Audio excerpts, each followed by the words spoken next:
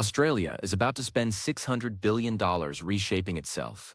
We're talking underwater tunnels, airports bigger than small countries, and enough renewable energy to power half of Asia. By 2030, the country won't just look different. It'll operate differently. So what exactly is Australia building? And why is everyone suddenly throwing money at the land down under? Let's find out. Before we dive in, let's get something straight. Australia has always been huge and empty. It's the sixth largest country on Earth, but only has 26 million people. That's less than Texas. Most of those people are crammed into 5 cities along the coast while the rest of the continent sits there. Mostly unused, occasionally on fire. For decades that was fine. But things are changing fast. The population is exploding. Australia is projected to hit 30 million people by 2030. That might not sound like much, but adding 4 million people in a few years puts massive pressure on infrastructure that's already struggling. Roads are congested, public transport is overwhelmed, and housing prices make Sydney look like San Francisco's angrier cousin. So the government and private investors are going all in.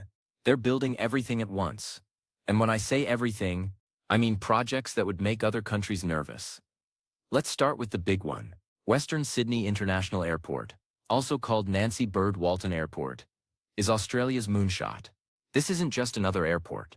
This is a $5.3 billion bet that Western Sydney, currently the overlooked stepchild of the Sydney metro area, will become an economic powerhouse. And they're not messing around. The airport sits on 1,780 hectares. That's about 4,400 acres for you Americans. Roughly the size of 3,300 football fields. When it opens in late 2026, it'll handle 10 million passengers a year. By 2060, they're planning for 82 million. That's more than London Heathrow handles now. Here's why this matters. Sydney's existing airport, Kingsford Smith, is landlocked. Literally surrounded by suburbs. It can't expand. It's already at capacity. And every year it gets worse. So instead of trying to squeeze more flights into an impossible situation, Australia decided to build a whole new airport 50 kilometers west. But here's the clever part. They're not just building an airport, they're building a city around it. The Western Sydney Aerotropolis. A planned city for 200,000 people. Designed from scratch. Think about that. Most cities evolve over centuries. This one is being planned with spreadsheets and computer models. They're designating zones for advanced manufacturing, freight logistics, research facilities, all centered around the airport. The airport itself is being built to handle the biggest aircraft flying. The A380, the Boeing 747, whatever comes next, it'll have a parallel runway system that can operate in all weather conditions. And unlike most airports that were built decades ago and then retrofitted with modern technology, this one is being designed from day one for automation, sustainability, and efficiency. They're installing 60,000 solar panels on site. The terminal will be powered by 100% renewable energy. There's an advanced waste management system that'll divert 85% of waste from landfills. This is Australia, trying to build the airport of the future, not the airport of 1985. Now, an airport in the middle of nowhere doesn't work unless people can get to it. Which brings us to project number 2.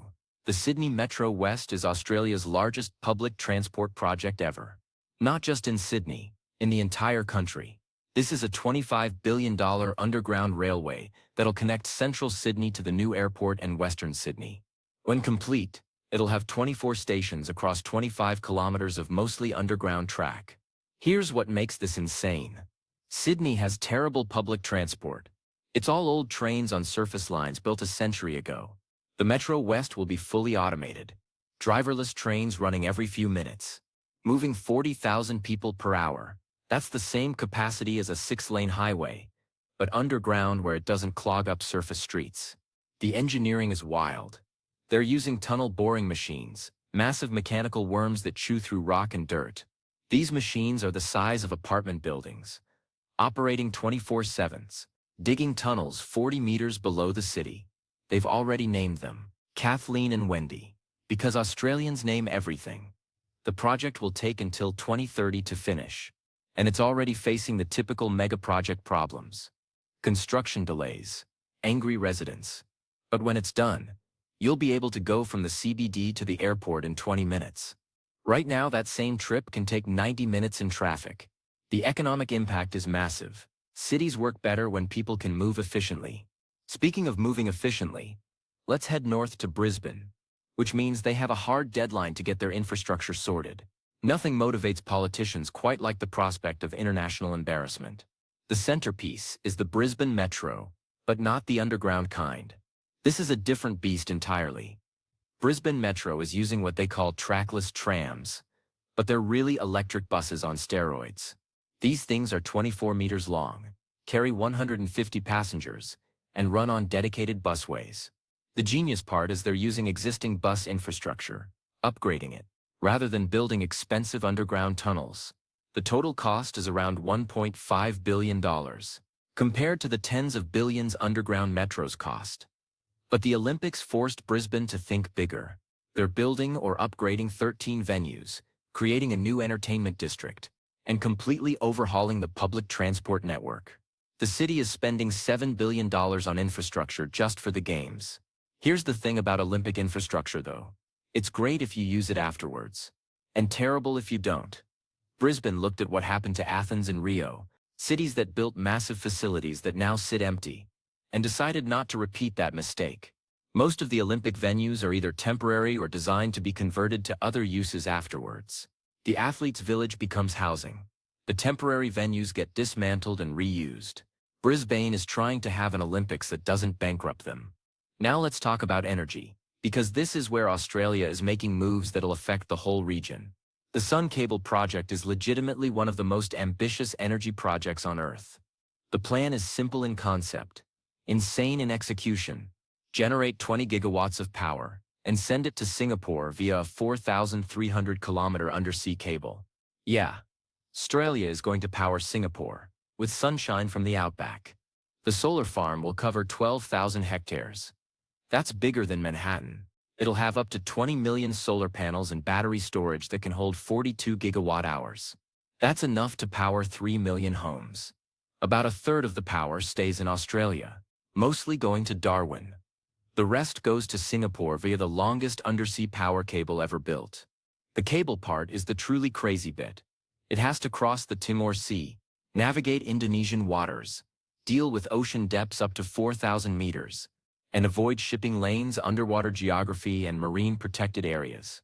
The cable itself will be about the thickness of your forearm, carrying high-voltage DC current. Why is Singapore interested? Because they have no space for renewable energy. The entire country is 730 square kilometers of urban density. They physically cannot generate enough solar power locally. But Australia has more empty space than it knows what to do with. So Sun Cable becomes a way to export sunshine. The project cost is around $30 billion, with completion targeted for the early 2030s. That the technical challenges are too great, that it might not work. Supporters point out that people said the same thing about undersea internet cables, and now we have thousands of kilometers of fiber optic cable crossing every ocean. The technology exists. It's just a matter of scale and money. Speaking of scale, let's talk about hydrogen. Australia is positioning itself to become the Saudi Arabia of hydrogen. Not oil, hydrogen. The country has massive renewable energy potential and lots of empty land, which makes it perfect for producing green hydrogen at scale. Several mega projects are underway. The Asian Renewable Energy Hub in Western Australia is planning to install 26 gigawatts of wind and solar capacity. That's more than the entire current capacity of Australia's largest state. They'll use that power to create green hydrogen through electrolysis, splitting water into hydrogen and oxygen. The hydrogen gets exported to Asia, which desperately needs clean fuel. The project area is 6,500 square kilometers, about the size of Delaware, in the middle of absolutely nowhere in the Pilbara region. The estimated cost is around $36 billion. The target is to produce 1.75 million tons of hydrogen per year by 2030. Japan, South Korea, and Singapore are all lining up as potential customers. These countries have net zero commitments, but limited domestic renewable resources. Australia can produce hydrogen cheaper than almost anyone because of its abundant sunshine and wind. It's resource extraction for the 21st century.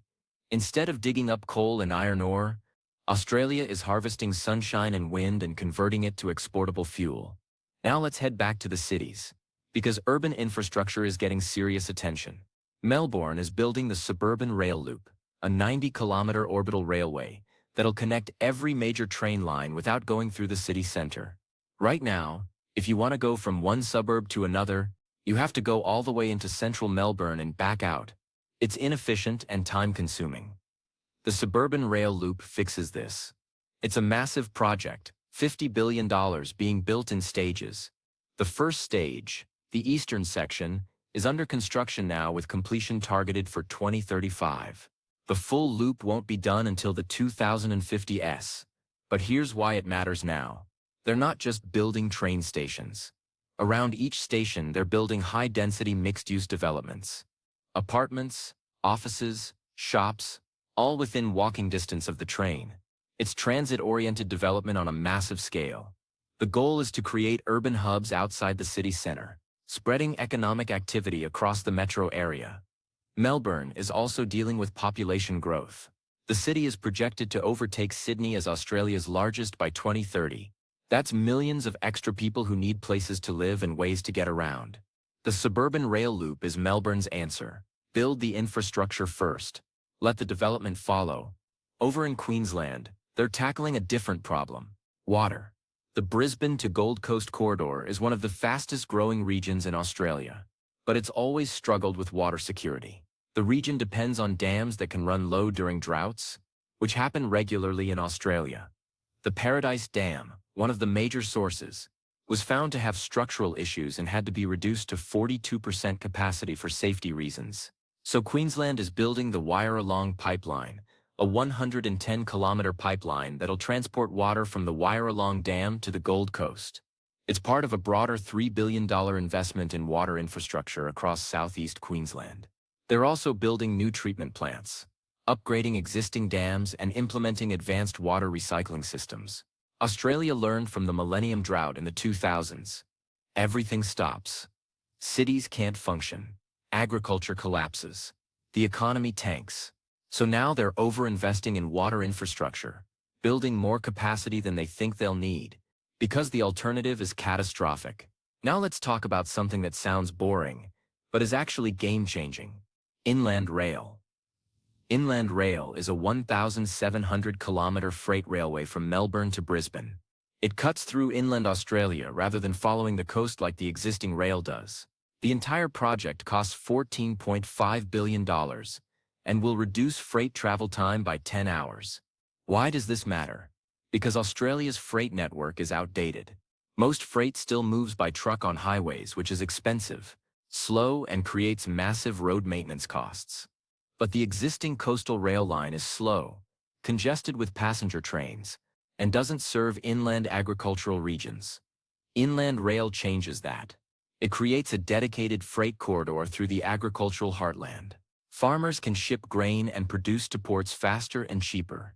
Manufacturers can move goods between Melbourne and Brisbane overnight instead of over multiple days. The economic benefits compound across the entire supply chain. It requires 13 new bridges, several tunnels, and upgrades to existing track. One tunnel alone, the Toowoomba Range Crossing, will be 6.4 kilometers long. They're building it through mountain ranges and across floodplains. It's the kind of infrastructure that pays for itself over decades, not years, which is why governments have to build it. Private companies won't wait that long for returns. Now let's talk about something that's pure science fiction made real: Snowy Hydro 2.0. Snowy Hydro 2.0 is a pumped hydro energy storage project in the Snowy Mountains. Pumped hydro works like a giant battery. When electricity is cheap, usually from solar during the day, you pump water uphill into a reservoir. When electricity is expensive, usually at night or during peak demand, you let the water flow back down through turbines, generating power. Snowy 2.0 will be able to store 350,000 megawatt-hours of energy and generate 2,000 megawatts of power for up to 175 hours. That's enough to power 3 million homes for a week. It's the largest pumped hydro project in the world by storage capacity. The engineering is absurd. They're drilling 27 kilometers of tunnels through the mountains. These aren't small tunnels. They're 10 meters in diameter, large enough to drive trucks through. The tunnels connect two reservoirs separated by 700 meters of elevation. When water flows from the upper reservoir to the lower one, it spins turbines generating electricity. The project cost has ballooned to around $12 billion, way over the original estimate, and completion has been pushed back to 2028. But despite the overruns, everyone agrees it's necessary. Australia is adding massive amounts of solar and wind power, which is great, but renewable energy is intermittent. The sun doesn't always shine, the wind doesn't always blow. You need storage to make it work. Snowy 2.0 provides that storage at a scale that battery systems can't match yet. And finally, let's talk about the project that sounds small but might have the biggest impact. The National Broadband Network upgrades. Australia's NBN has been controversial since day one. The original plan was fiber optic cable to every home. Then the government changed. Costs were cut. And they built a mixed technology network. Some areas got fiber, others got cable, others got fixed wireless. The result was a network that worked but wasn't future-proof. Now they're spending another $4.5 billion upgrading the network. The focus is replacing old copper cable with fiber and upgrading the fixed wireless network to handle higher speeds. The goal is to get 90% of homes on the network to gigabit speeds by 2025. Why does this matter? Because Australia is huge and empty. Fast internet is the great equalizer. It doesn't matter if you live in Sydney or in a town of 500 people in the outback. With good internet, you can work remotely, access services, run a business. Without it, you're cut off from the modern economy. The NBN upgrades are about equity as much as technology. They're trying to make sure that Australia's tyranny of distance, the fact that everything is far from everything else, doesn't trap people in economic dead zones. If you can't move to the city for work, maybe the city can come to you via fiber optic cable. All of these projects share something in common. They're betting on Australia's future. The country is growing faster than its infrastructure can handle, and if they don't build now, they'll be playing catch-up for decades. So they're building airports, railways, pipelines, power systems, everything at once. Some of these projects will succeed spectacularly. Others will have cost overruns and delays. That's how megaprojects work. But by 2030, Australia will have fundamentally different infrastructure than it has today. The cities will work better. The freight will move faster. The power grid will be cleaner. The internet will be faster. And here's the thing nobody talks about. All of this infrastructure creates a feedback loop. Better infrastructure attracts more people and businesses. More people and businesses generate more tax revenue. More tax revenue funds more infrastructure. Australia's betting it can kick off that positive cycle and ride it for the next few decades. The country has advantages. It's politically stable, resource-rich, well-educated, and surrounded by the fastest-growing region on Earth. Southeast Asia is booming, and Australia is positioning itself as the developed country partner, the renewable energy hub, the stable investment destination, the place with functioning institutions and the rule of law. These mega projects are how Australia stays relevant in a changing world. The country can't compete on population with China or India. It can't compete on manufacturing costs with Vietnam or Indonesia. But it can compete on infrastructure, on quality of life, on being the place where things work efficiently. When a business person in Singapore needs clean energy, they'll buy Australian sunshine. When a company needs to move freight across Australia, they'll use inland rail. When someone wants to live in a functional modern city, they'll consider Melbourne or Brisbane, with their new transit systems. That's the bet Australia is making with these $600 billion. We'll see if it pays off. Thanks for watching. Hit subscribe if you want more deep dives on mega projects around the world.